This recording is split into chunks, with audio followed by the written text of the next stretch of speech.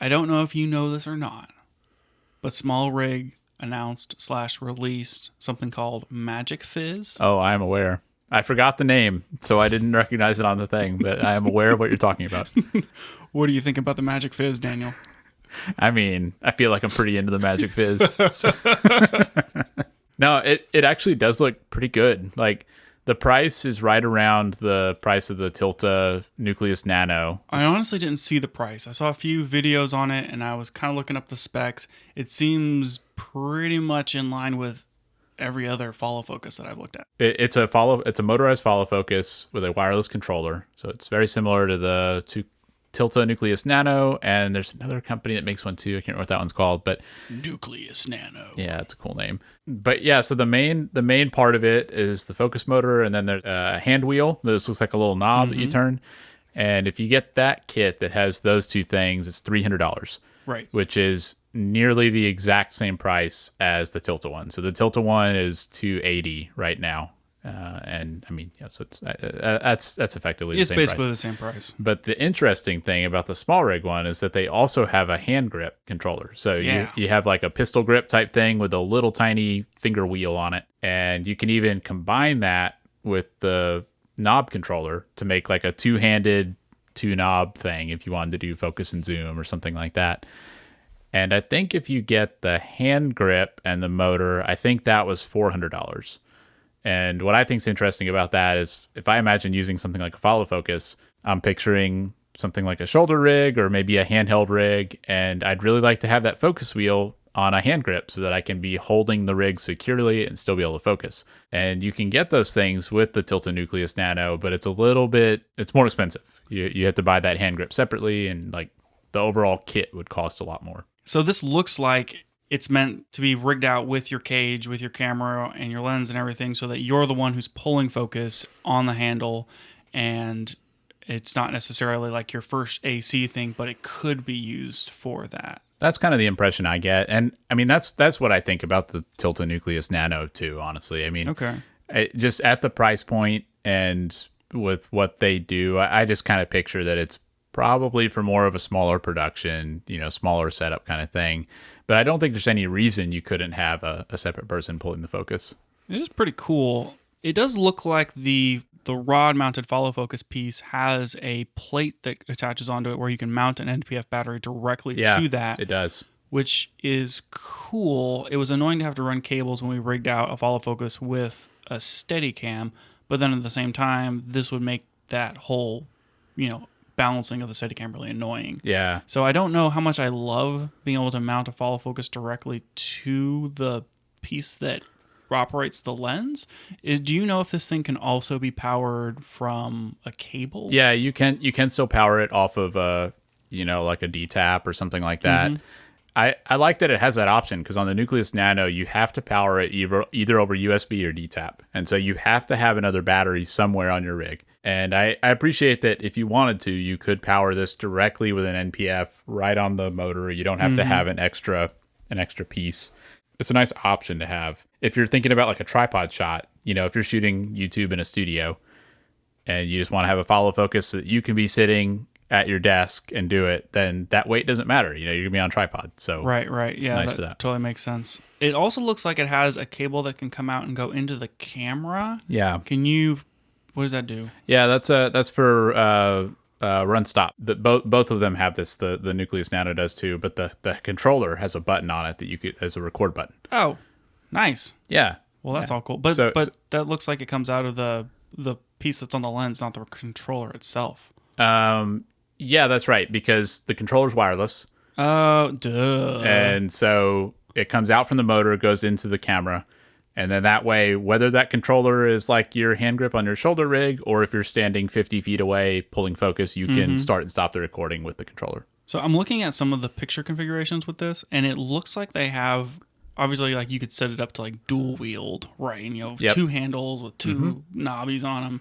And sure, maybe one is like zoom and the other one's focus, but it looks like they have one set up onto the ND filter. So they're like a variable ND modulating and focus modulating. I don't know about that. That's wild. Oh man, I would hate to have my exposure change that often on a shot. I would be so mad. Maybe if you had like one pull and it was set up perfectly. Yeah. I mean, you could also do aperture, right? Like think about those Fuji lenses. Those usually have clicks. But, yeah, if you have a clickless. I mean, any cinema lens that's one that's all is going to have a clickless aperture. I don't know. It looks good. There is one fatal flaw to their system, and that is that the hand. I don't know if the hand grip does, but I think the knob controller uses a Canon LPE6 battery, which is the normal Canon battery. I have a bunch of them, but then the battery plate for the focus motor uses NPF. No. Why would they do that? Why That's do you need? stupid. Why do you need two separate batteries? Boo. No, that's like. How's that fly? Why not make them the same? Did they design these in a vacuum? No, that's just... It's weird. Like, I know, like, NPF batteries mount on the outside of things, and LP6 batteries can mount on the inside of things, and, like, I guess that's fine. But that's not okay. Yeah. No. Yeah. Like, why? Really? So hopefully they'll fix that at some point. It's really stupid. But I don't know. I'm really interested to see reviews of it, and I would consider getting it over the Tilta Nucleus Nano. Up to this point, I mean, I don't know if what does small rig make that is electronic apart from the handle with the remote start stop for your camera. I don't know of any other small rig electronic devices. They make some battery plates that actually look pretty good. You can get like NPF. Those are fairly new too, though. They are fairly new. Yeah, I mean, I definitely think the follow focus is the most sophisticated thing they've made. Mm-hmm. But I don't know. I'm curious about it. I've been really happy with their cage stuff. I feel like in general their products are really good value, and it might be good. In my experience, having used the Nucleus Nano and feeling like it was just the jankiest thing, I would be worried about this one too. It's like it's their first foray into something as complicated as a follow focus, and like, how reliable is it? I don't know. Yeah, it's hard to say. And it's not any cheaper. It's not any cheaper than the thing that's already like well established in this arena. That is true. It's hard to say. I mean, it doesn't seem like rocket science making a follow focus, right? Like, sure, it doesn't sound like a hard thing to make. Obviously, it's hard to make them reliable, but I just don't know. I mean, the way that products are developed in China is a lot different than what we imagine in the US. I guess that's true. Like usually you see the same thing from multiple manufacturers, and it's like very componentized and commoditized. And so I guess maybe that's what they're doing. They bought the follow focus receiver and whatever and blah blah blah. Honestly, that's probably what it is. Because when you think about something like a US manufacturer, you picture them having somebody in their company that designed and built this thing and engineered the whole product. And that's what I've learned over the past few years is that's not how stuff works in China. So a lot of these companies want to release something that's an electronic device or whatever, and they'll work with what's called like a design house or whatever to get that thing built. Mm-hmm. And so they work with another company that has electronics engineers, and that company builds the thing, and then the company that requested it brands it as their own and sells it. And that's why you see a lot of this. You'll see the same product sold by 4 different companies because this design house has built something and they've sold it to all these different companies and so on. They design as many times as they can to make the money and whatever. And so I don't know anything about it. I'm not saying this is what happened, but it is entirely possible that Small Rig is using the same company to make their follow focus that Tilta used. Whoa. We just don't know. I mean, I guess, yeah. Huh. So this one could also be janky. It could. That's what I'm hearing. Could be, but I don't know. I mean, what you said about the Nucleus Nano being janky is true, and that's one reason I'm interested in the small rig one. I mean, I don't feel like the bar is so high that it can't be met, and so maybe it's as good, maybe it's better, maybe it's worse.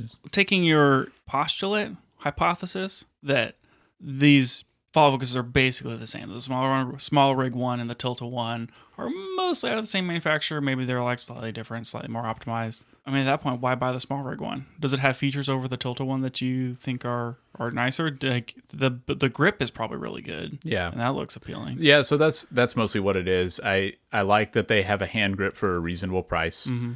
I feel like that's a little bit more expensive to get from Tilta. But Tilta does make a grip. It's not like a third-party grip you have to sync with their technology. That's right. Yeah, Tilta does. And, I mean, I haven't looked at these in detail, so it's possible that the Tilta one is worth, it may be better in some way that makes it worth it. But I think it's interesting that there's competition for it. and that it's similarly priced. And I mean, competition's good for all of us. You actually know way more about this than I thought you were going to, because it came out like 3 days ago, and so, maybe it was 4 days ago. I'm up on the news, man. I saw it and I was like, oh man, we gotta talk about this MagicFiz. Maybe we'll do it as like a warm up and then we'll get into it later. Apparently, you just know everything about it. Yeah. Follow focuses are something I know way too much about because I really want one, but I just haven't been able to justify buying it. Yeah, reasonable. They seem so cool, but they're very expensive, and it just depends on the kind of work you do. Because I mean, I always think I'd like to have one on my camera rig, but then we go and do stuff like this Big Ben thing, and I wouldn't have had time to set that up. There's no way. And so it just really depends on the situation. Sure, but like any sort of like short that we do in the future that's narrative, whenever I eventually get that next one planned, that's probably a good reason to have one. Yeah. Because you'll be probably pulling focus and running camera at the same time. Right. And, in any situation like that, I'm not going to use autofocus. Yeah. Like a casual. Yeah, filthy casuals. Mm-hmm. The other interesting question is, how useful is a follow focus if you don't also have a wireless monitor? Like not a monitor at all, like even a monitor on your camera, or you just like if you don't have if you have a wireless monitor and you have a follow focus, you also need a human being to then operate those things. I mean, I guess that's kind of what my question is getting at, is if you're talking about you are the camera operator and you are also pulling focus, is a follow focus useful? I mean, for me, I'd rather just hold the lens and do it. But with the follow focus, being able to set like hard stops on it so that you can predetermine your linear focus rack, so that okay, here's where I start, here's where I end. I'm going to set those marks, and then all I have to do is just turn it continuously at the same speed until it clicks to a stop. Yep. And that way you can get that perfectly smooth pull. Yeah, they do that. Yeah. And that's an advantage to it for sure. Mm-hmm. I mean, I like it because I feel like I can more easily do it without shaking the lens. I mean, that's a good point too. Yeah. You have a hand off of the lens. And more stable. It makes the whole rig heavier. And if you're doing handheld stuff and you're not on like a gimbal or whatever, maybe it's a little more stable because you have a little more weight. I think it works really well with the wireless monitor. Like when we did the film shoot for the TV show, that was pretty cool on scenes where we had camera movement, that we could have a completely different person pulling focus. That was cool. But if you're running by yourself, or if you are the only camera operator, then I don't know. I think it's less of a slam dunk, at least. Yeah, I think that it's something that one of us probably should have at some point, because I bought that Steadicam for super, super cheap. That Glide, what was it, 2000 or was it the 4000? It was the Glide Cam 4000. Bought it for like $50. Yeah. Super excited. Totally worth it. And I haven't used it once, and I want to use it. And I want to rig it up like all heavy and fantastic, and I want to use it for something. Heavy and fantastic. Yes. Well, but like, because it's supposed to hold weight, right? Yeah. I gotta use it for what it's meant for. That's true. That's true. But then we're gonna need a follow focus so that we can get those sweet focus pull shots. Yeah. Well, we're gonna have to also get a wireless monitor though, because how are you gonna pull focus? Oh, we don't have a. I forgot that we don't have a Teradek. I often forget that we don't have a Teradek.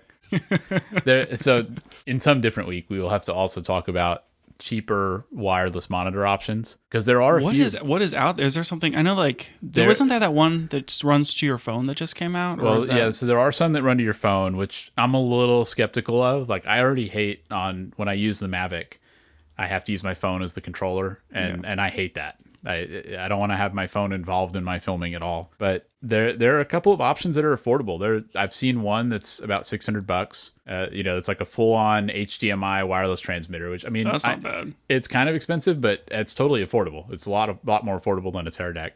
And I think there's maybe 2 or 3 options in that range. So it'd be interesting to look at sometime and see. Yeah, that would be interesting. Using a 20-foot HDMI cable is not always the right option. I would say it's often not the right option. Or maybe you just stand really close. Sure. Maybe you have one person on the Steadicam and you have another person next to them also ninja walking at the same speed, right next to them. Well, you don't want anyone tripping and falling over anything. So I guess what you do is you have the person who's pulling, and then you have the other person who's like attached to them with a rod, so they're staying the same distance apart, not running into them. Yeah. And then you have the third person behind them who's then steering the whole Congo line. I love this idea. It'll totally work. Yeah. There's nothing that can go wrong in that plan. And usually you'll have to have the person who's holding the boom also in that group of people, and then the person who's making following the boom person. And then you have to have like 5 people. Can we have everyone just hold on to a rope like a kindergarten class? I mean, why not? I mean, they're all going to be doing something, so you're going to have to tie the rope around each of their waists. Good point. But then, like, you run into an accordion problem. So really, it has to be a rope with PVC around the rope so that they're all the same distance apart at all times. I can't think of anything wrong with this plan. Whenever we were shooting for that TV pilot, there was that one scene that we were doing where they were walking outside, and it was me and the person who was like guiding me behind, and then there was the person holding the boom and the person guiding the boom, and then there was somebody who was holding a bounce to like for shade because we waited too long to start filming the scene. Right. And the person who was guiding them. So there were 6 of us, and we were all like shuffle, shuffle, shuffle, shuffle, shuffle, shuffle. as the talent's like walking towards the camera on the phone, and we're like shuffle, shuffle, shuffle, shuffle, shuffle. Watch out for a curve. Shuffle, shuffle, shuffle, shuffle. It's the most ridiculous thing. Yes, your camera mob. Yep. You and the camera mob. Oh boy. Welcome back to the Camera Gear Podcast. I'm Daniel. And I'm Lucas. And we're back to talk more about the gear side of photo and video.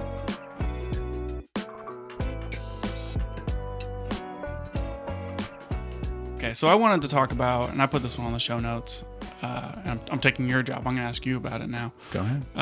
The GoPro 11 Black Hero Pro Max. Yes, all of that, but also just the GoPro 11, because I think that's all it's called. Not mini. Not mini. It is black. The GoPro 11, not mini. That's that one. Because the mini was delayed. Yeah. I just saw that. Like, it's not out yet. I'm super curious to see how the mini does and how it performs and like what people use it for. But having used the Pro 11 Black, not mini, and some of the issues that we had, I'm curious to see if it's just going to be worse. Let's talk about that for a second. So, what do you know about the difference between the full GoPro 11 and the mini? The mini is smaller. The mini is smaller. I think it has less video features. I don't think it shoots the full open gate 8x11. I think it does have fewer video features. It doesn't have a screen. Right. This is the thing that I don't understand. It has an integrated battery. What? So you can't swap the battery. And it is smaller. And so the intent of it, I think, is to put it on like a helmet or in some place where you can't fit a full-size GoPro, which that's not a lot of places. First of all, yeah. Where are you trying to put this thing that a GoPro won't fit?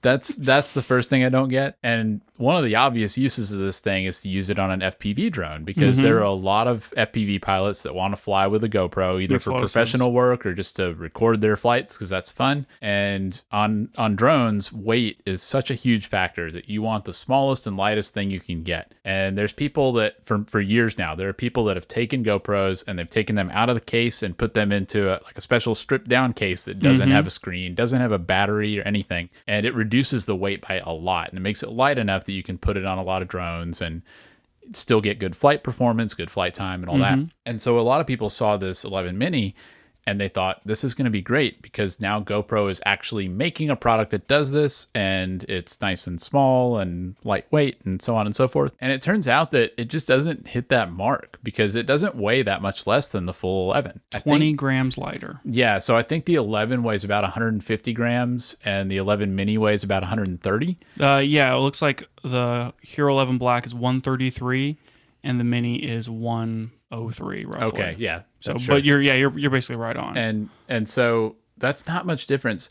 And what's really bad about it is that if you take the battery out of the GoPro 11, it's lighter than the 11 mini because you can't remove the battery from the 11 mini. Oh, wait, so the mini has a bigger battery? No. But if you take if you take the battery out and you power the GoPro Hero 11 Black separately, it's larger, but it's lighter than the mini. Exactly. And if you have a drone, you have a battery on it, and so you can power the GoPro from that. And then you have something lighter weight with the GoPro 11 than you do with the 11 mini, and you can replace that battery in the field. So if you have the 11 mini, if that battery runs out, you've got to charge it. Those FPV batteries already don't last more than 5-10 minutes. It turns out that it doesn't. So when people have done this in the past, where they've taken the GoPro out of the case and put it in a lighter case, in those situations, you do power it off the drone battery, And it turns out it just doesn't make that much difference in flight time. The flight time of the drone is based on how big that battery is, but the weight from the GoPro is far more of a factor than like the power draw of the GoPro, especially because it doesn't have a screen. It's really interesting to think like, okay, they're targeting, okay, where can you not fit a GoPro that you would need to fit a GoPro Mini, maybe on a drone, but the compromises that they had to make it smaller. It's not necessarily light enough, and it's not necessarily the right choice. It's not the way I would have done it. I would have not had a battery in that thing, and just have an external power, power port for it, and do it that way. And by the way, GoPro does make that product. It's the 10 bones is what they call it, and that one's made for drones. But all of this stuff together, I'm just like, I don't know why the Mini exists. I don't know why you would use it over a full-size GoPro. Having the screen is really valuable for framing shots and stuff like that, and it just doesn't seem like you save that much. So I guess I'm curious to see what people actually do with the Mini. Maybe a Mini Bones would be the right choice. They could have like a strip down that you could power externally for the drone market. Yeah, I think if they had something like that, that would probably do pretty well. And I guarantee you somebody will do it. As soon as that Mini comes out, somebody's going to do the same thing they've been doing GoPros. They'll take it and take the battery out of the case and so on. And so that'll kind of let us see what the possibilities are there. But even ignoring the drone thing, because that was the most obvious use case to me when I saw the Mini. But since that doesn't really make sense, it makes me wonder what's that Mini actually going to be used for. I mean, someone has to have a use case for it that we're just not thinking of. Like maybe you have some sort of piece of equipment where you want to mount it more discreetly, or maybe like you want to save $100 because you don't need the screen. Coming back and looking at the difference between these two in real-time follow-up, the video capabilities are exactly the same, and the Mini can't shoot stills, but you don't have a screen for it really. It has a monochrome screen, like a little monochrome screen, but it doesn't have the front one. Right. So you're not going to want to shoot stills with it anyway, but it has the same size sensor and the same video capabilities. It's just that integral battery. What's the price difference? $100. Okay, so the Mini is cheaper? The Mini is cheaper, and it doesn't support the audio module that the larger one has or can be equipped with. Well, maybe it is just the cost then. Like you said, maybe you're putting it somewhere that you think you might break it, and maybe that makes more sense. Yeah, maybe that's it. It's a little more crashable than the normal one if you just you don't need audio. Yeah. And you don't need a screen. Okay. And well, that's interesting. You don't need pictures. I don't know. It is kind of weird, but I bet that there's someone who's going to say, wow, I don't need all this stuff that's on the 11 Black. I'm just going to get the 11 Mini. Right. And it's $100 cheaper. Yeah. I mean, like you said, I'm sure they didn't make the product if they didn't have a market for it. I'm sure they did some research. So I'm just curious to see what people do with that. What we used the 11 Blacks for, we had two of them, and we used them for recording the race. And so we had one set up in windshield and one set up on the roll bar behind the driver and passenger, or the driver and navigator. Facing forward. And we also rigged them up for follow shots on the front sway bar and on the tow hitch of a truck. And those are the two primary use cases for us. We did some rundown tests and battery tests and that sort of thing in preparation for the shoot to make sure that we knew the capabilities of those GoPros. And what I found was that anytime I was shooting in, not 10-bit, but anytime I was shooting over 30 frames per second. So in some modes, you're just going to get the 10-bit color and you can't turn it off. In some modes, you can turn it off. But in the modes that we were using and shooting in 10-bit, if we shot more than 30 frames per second inside of an air-conditioned vehicle, it overheated. Yeah, which was really surprising. I didn't think we expected that. I didn't expect that at all. I mean, it's 75 degrees in this car. It's not in direct sunlight. Like, why is it going to overheat after 15 minutes? Yeah. And it did. It was like I couldn't get more than 15 minutes of 4K 60 footage. And it made it a real problem for our use case where we're trying to capture a race that's going to take more than 15 minutes. Yeah. We wanted to be able to do a continuous recording for at least 30 minutes. And ideally, we wanted 60 frames per second, and we couldn't get it. We had to shoot the whole thing in 4K 30 because otherwise they were going to overheat. Yeah, I was really surprised by that. It was kind of disappointing. Mm-hmm. The battery life was okay. It seemed like it could record for almost an hour, maybe about 40 to 56 minutes or so on one battery when shooting 4K 30. Yeah, I mean, that part didn't bother me as much. Yeah, that wasn't too big of a deal. The battery life, I felt like met my expectations, but not the overheating. I would agree. I wasn't really disappointed or anything with the battery. My problem with it was that the way that battery cover works, like you have to be able to pull it down and then move it up like a hinge. So and it takes a lot of force to do that. Yeah, it's the whole side of the battery and the whole side of the GoPro. Sorry, it's the whole side of the GoPro, and the GoPro itself is water resistant, and so it's sealed off, and so you have to like really pry down to unhinge it and then lift it up. And so with some of the mounts that we were using, you had to be really conscious of which way am I mounting this with the screw that goes in to hold the GoPro in place, because I know that whenever we run this, we're going to have to run it for 30 minutes and then swap the batteries and then run it again. And you have to be able to take it off. And if you don't carefully mount the bottom of the GoPro to whatever you're putting it on, you won't be able, you have to like take the whole thing apart to get the battery out. And ideally, if you're swapping batteries in the middle, you don't want to move the camera that much. And so that it's a pain that it's that hard to open, because you're going to shift your camera angle a little bit. And depending on what you're going to do with that footage, that's kind of annoying. Yep. And you can take that whole battery door off, because the way that all of the accessories work is that you take the battery door off and then you put the GoPro into this other case that then snaps in and connects into the USB port, which is how you get the audio connection. And I found that to be really annoying. I thought that there was maybe going to be like just a 3/4 jack on there, because we kind of wanted to be able to like just set up a small little shotgun in the car to capture audio. And we're like, oh, we'll just run it into the GoPro. Turns out you can't do that with another like $100 accessory. I mean, you even had didn't you have a USB-C to 3.5 adapter? Yeah. And that didn't even work. No, it didn't work. You have to have the stupid proprietary GoPro. It's like one. $80. Yeah. It's ridiculous. Yeah, so that was annoying. And I thought, okay, well, maybe we just take the battery door off. That way we can just like pull the tab and pull the battery out. But it's doing GoPro stuff.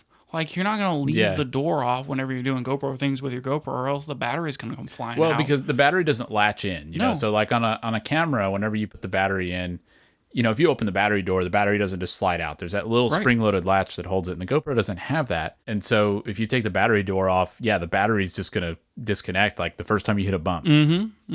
So that was all super annoying. So the footage that we got out of it looks pretty good. It doesn't quite have the dynamic range of a larger sensor camera, but it was pretty good for what we got.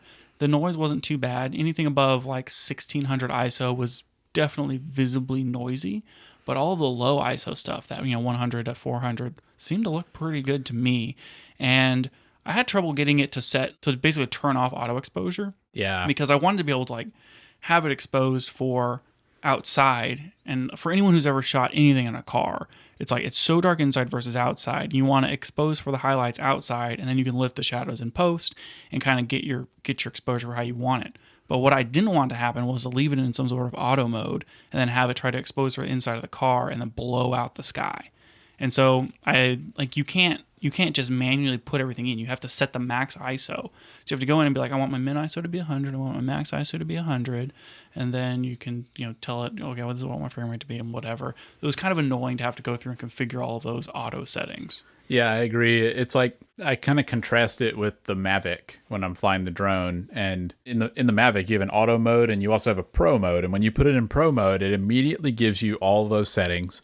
And it makes it very easy to set them. It just takes everything out of those. It's like moving your camera to manual. And I feel like the GoPro needs that option. It has pro in the name. It does have pro in the name. I want that. It would be so much better. And I kind of expected to have it. I mean, this is the 11th version of this product.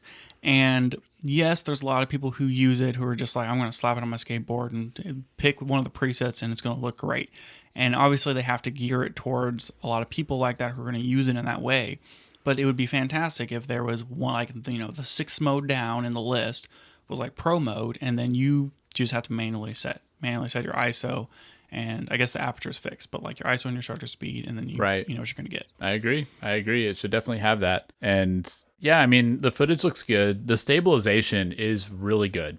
I mean, I feel like that's the main reason to use a GoPro, honestly, is that. And that was really helping us out on some of those chase shots, because we had tried doing some with me holding the camera in the car, and it was just unusable because it was shaking around so much. And the GoPro looks completely stable by comparison. So it's an amazing piece of technology, but it just has these shortcomings. The stabilization was remarkable, and the horizon lock was really cool. I used that for one of the follow shots, and it's so level and it's so perfect. It's like you're just gliding over, even though it's attached to the suspension of a vehicle. It's really, really good. That was really impressive to see. Didn't you break something on one of them? Yeah. So on one side of it is the mic. There's like a mic cover, and it's because there's an onboard mic and it's just basically a windshield. And it looks like a tab. And so whenever I was looking for the headphone jack that obviously was going to be on this GoPro, because who would ship a camera without a headphone jack or a mic jack?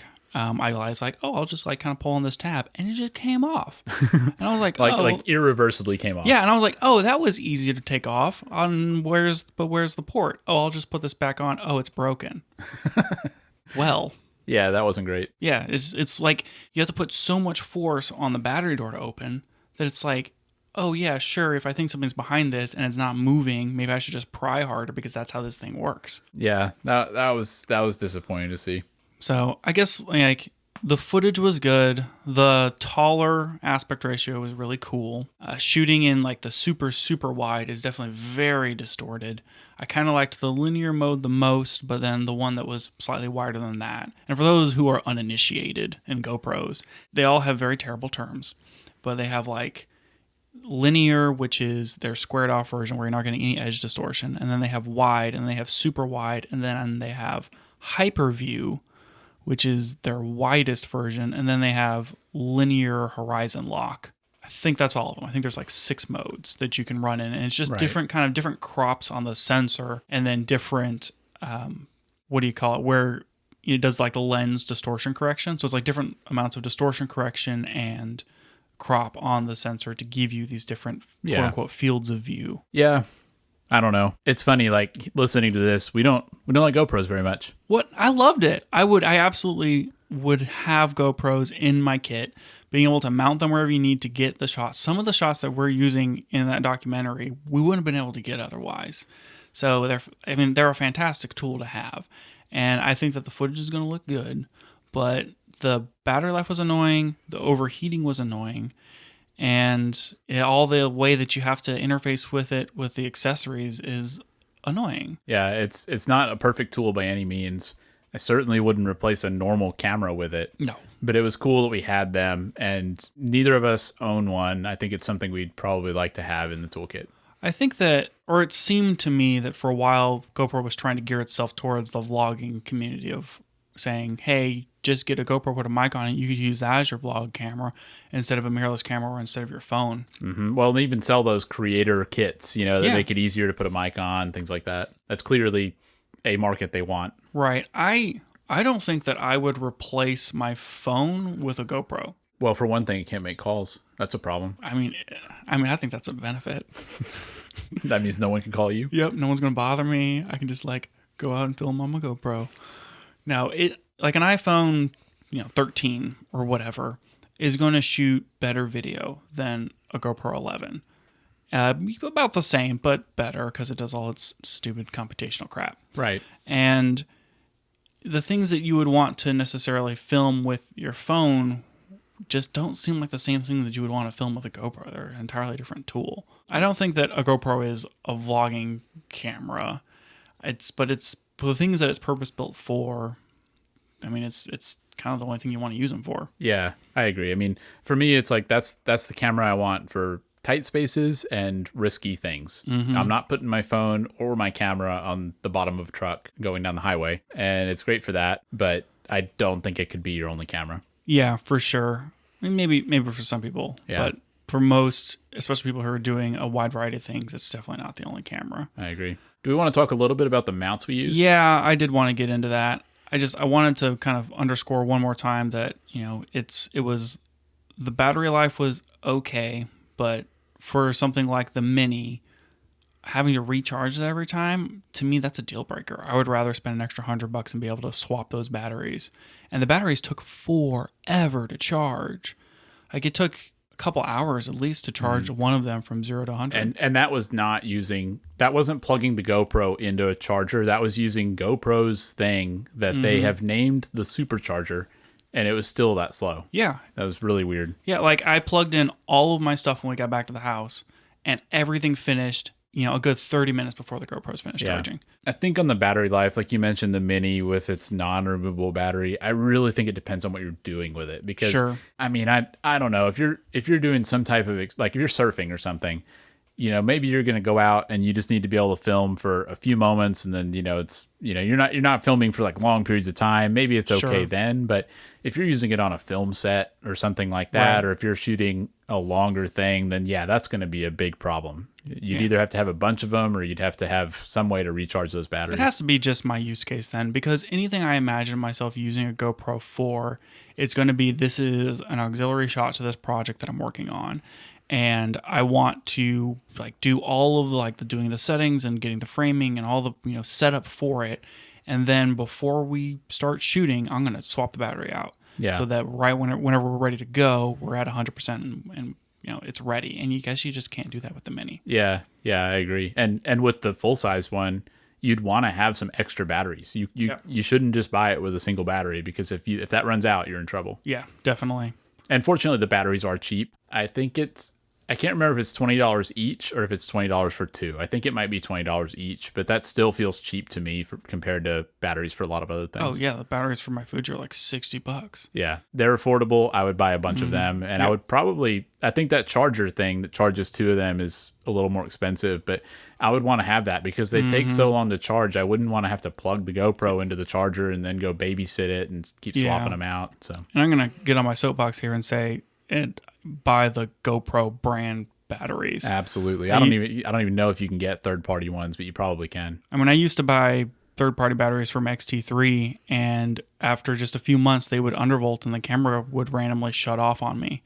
And the risk of maybe them not being built well enough and exploding in the camera, or all kinds of stuff. And so it's the OEM batteries always seem to be better and to last longer and be less risky. Yeah. And so I just made my mind up, a year and a half ago, that that's it. I'm never buying non-OEM batteries. Yep, I agree. And these are so cheap. But for the GoPro, they're so cheap that it's like, buy the OEM battery. Yeah, definitely. So we talked about how we mounted these or where we mounted them for this shoot. So what kind of mounting gear did we use for this? Well, we had a couple of different options. So the first thing, we had 3 different mounts, and we should probably talk about all of them. So the first one was, I believe it was a Ram mount brand, but it was basically like a super clamp, if you're familiar with those. So it had a twist-on clamp that you could clamp onto something like a bar or the edge of a table, that sort of thing. And then it had a ball arm thing attached to it. So you could clamp it down, and then you could kind of position it in place and tighten that down. And that was the first one we had. We also had I guess what I'd call like a C-clamp or a hose clamp type thing that seemed like it was only made to go around a cylindrical object, like a bar. Yeah, it was like a bar clamp. Yeah, and that one seemed like you could tighten it down pretty well on that, but then you didn't have the ball arm, so you couldn't position it in different places. I think it just clamped down to the bar, if I remember correctly. Right. And so you could mount it to like a handlebar or to a grill guard or something like that. Right. And then the third one we had was a suction cup mount. So you could mount that, you could stick it on a windshield, you could stick it on the side of a car, that sort of thing. So those were the 3 we had. We used all 3 of them at various points. Do you want to talk a little bit about how we used them? We mounted the suction cup to the inside of the windshield, and we also mounted it to the side of the car to get some tire movement shots, and then the shot of the driver and the navigator during the race. The pro tip, if you're suctioning cup a GoPro to the inside of a windshield, maybe cover up the windshield to cover up the GoPro whenever you're standing still so you don't overheat the GoPro. Yeah, we left it sitting. The car was sitting in the sun for an hour or 2. Yep. And we had the GoPro in there, and that GoPro overheated later when we needed the shot. Mm-hmm. So it's going to be fine. But we definitely didn't get the entire second leg of that race because of it. Yeah. So that suction cup was surprisingly sticky. It seemed like it held just fine. Yeah. And it's super versatile to have that. Because we used it in the windshield. We also stuck it to the side of the car to get a shot of the wheel. Yep. That's pretty cool. I would definitely stick that to the outside of a car again to get more interesting shots. I don't think I would feel comfortable driving a vehicle maybe over 40 or 50 miles an hour with that on there. But for those cases, we also had cable ties. And so we secured the cables to the GoPro. And anywhere that we mounted our gear, it was then secondarily attached with a cable. Yeah, it's like a wire safety tether. Exactly. Yeah, that way, you lose the camera off the suction cup, it's hanging off the mirror. You don't lose all your gear. And it's also safer for everybody involved. That was something that I would not have thought to get, but we had to get them because the race required that sort of thing if we were going to have anything mounted in the car. Right. And now that I've seen that in action, I would definitely buy those. It seemed worth it. It seems cheap, easy, and 100% worth it. Yeah. It'll save your gear and maybe save you too from getting smacked with a GoPro. And then we used the roll cage to mount the claw type clamp and with the ball arm as like our extender to make sure it was up at just the right height. And then we also used that same clamp on the sway bar. And that clamp seemed like it worked really well. Mm-hmm. It held very securely. I didn't really have any concerns about it. I mean, that was probably the most useful of the three we had. Yeah, definitely was. It reminded me a lot of those Super Ball, whatever. Super Ball, Super Clamp. Yeah, those little Super Clamp things that you have like the 1/4 inch and the claw on them. Yeah. It was just like that, but for GoPros. And those things are infinitely useful. Yeah. And I do think I would get that ram mount one over a super clamp if you're going to mount it in a vehicle or something. Because it just seemed better suited for that. Definitely. It kind of had like a rubbery plastic construction. And I mean, I would feel better clamping that on a car than one of the metal super clamps. Yeah, ram mount seems to make a lot of different types of things. And the stuff that they make is specifically for this type of mounting. And I was very happy with all the gear that we used by them. Yeah, and we did use the other one too, the bar clamp version. And I think we used that on the hitch ball on the back of the truck. Yeah, that's right. And that one seemed good. I think if I was mounting it to something like a bar, I would rather use that over the ram mount one because it seems like it would hold a little more securely. Sure. And because you don't have the ball mount thing, you don't have to worry about the GoPro like shifting out of position. Right. That was definitely a concern for us. I don't think it was a problem in the actuality of the race, but yeah, if you hit them just right, those ball clamps aren't necessarily going to hold position very well. Yeah, and especially if you're having to swap batteries in the GoPro and dealing with that battery door, there are situations where you're going to have a lot of force on that thing, and so having a really rigid mount can be good. I do think that if I was just buying one mount, having the ball arm and the claw is probably the most versatile, and that's the one that I would just want to have in my kit all the time if I didn't know what I was going to mount it to. But I mean, most people who are buying a GoPro have a specific use in mind, and they're going to know if am I mounting it to like the bar of my ATV, or is it going to go on a helmet, or am I going to hold it in my mouth like a boss? Yep. Yeah, we didn't even talk about the mouth mount. Yeah, that's the best mount. Yes, mouth mount is the best mount. I think that for the uses that we would use it for, where we're going to be filming a variety of different things, though, kind of the lesson I learned is have a bunch of different options, because I think we went into it trying to use fewer mounts, and we ended up having access to more. Yeah. And I'm glad we had all of them, and we found a use for all of them. So, I mean, if I was to buy a GoPro for filming, I think I would want to have a variety of different mounts that I could use. I've really enjoyed shooting like behind the scenes stuff for all the projects that we work on, so that I can go and edit my own BTS stuff later, or I can go back and reference it or whatever. And using the mouth mount for the GoPro would be the perfect behind the scenes thing, because you could then be like running your Steadicam or like working your camera while having a GoPro in your mouth. That's true. And so it's reminding you not to say anything during the shot, and also it's getting all that sweet first person behind the scenes footage. I just don't know how you're going to make all your sound effects if you do that. I mean, it's a really good point. Yeah. I think that everyone would take me way more seriously if I just had a GoPro in my mouth all the time. That's certainly true. Yeah, definitely. Yeah, you're going to have to try that. I'll have to learn sign language. Yep. Worth it. Cool. Anything else on the GoPro? Man, I'm sure that there's a lot more to talk about. So much more. The only other thing maybe to talk about was, and I feel like we've talked way too much about the battery, but I wanted a way to be able to externally power the GoPro. 'Cause like some of the features it does, like time lapse and things like that.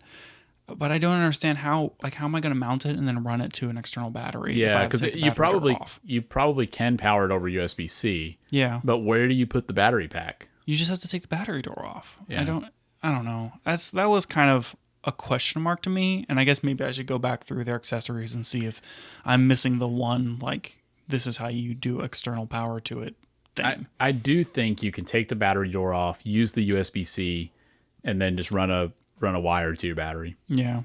I think that's probably the way to do it. I don't love it. We didn't try running it without a battery in it. I'm pretty sure you can, because that's what the drone people do. Okay. So I think that's possible. All right. Well, then that wouldn't be too bad. Yeah. So if that's the case, then that becomes even more useful. But you can't mount it in.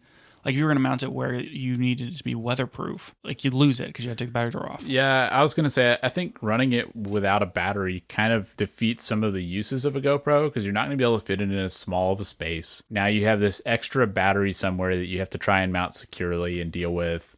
And I just think it loses some of the value as being this tiny little self-contained camera. I'd almost rather just have a pile of the batteries. Yeah, I guess, but like if you're doing some sort of long, discrete thing, or you were trying to mount it somewhere like in nature or like in a birdhouse or something to get a certain kind of shot. Yeah, if you want to be able to film for weeks or something, that wouldn't work. Mm-hmm. I don't know. I'm sure that there's some solution for that. The way that the port and the battery door and everything are configured, I just felt like it was a mess. Yeah. Like, I want there to be a separate door that's equally as secure that I can take off that just covers up the USB-C port. Right. And then maybe that USB-C port I could use for either power or for microphone. Yeah. And instead of it being under the battery door. It's interesting. I like the GoPro overall. It's so satisfying how small they are, and it's neat being able to get those cool shots, but it's not perfect. Even though this is the GoPro 11, I mean, they could do things to improve it with the 12. Yeah, that's for sure. I was so surprised because, like, I loved it. I loved using it. I think it's a fantastic product. I want one for my kit. I want multiple for my kit. You know, the tall video and the 5 point whatever K, it's all great. But I don't know. It's just there was so many little things that it still feels compromised. Yeah, it's like a death by 1,000 paper cuts type thing. Yeah, definitely. Okay, I'm done talking about the GoPro. Done talking about the GoPro. Dang it. So I guess that's really about all we have on the GoPro. Yeah, I mean, it would be good, I guess, to jump into another topic, but I think we kind of went forever on it. I didn't expect to dive that deep on the GoPro, but there's just so much to say. We really beat the GoPro horse on that. But yep. Mm-hmm. That's going to do it for the show today. Thanks for joining us, and if you enjoyed it, we'd encourage you to rate us on iTunes and tell your photography friends about the show. Also, check out our website at cameragearpodcast.com to learn more or send us feedback and questions. We'll be back with more next week.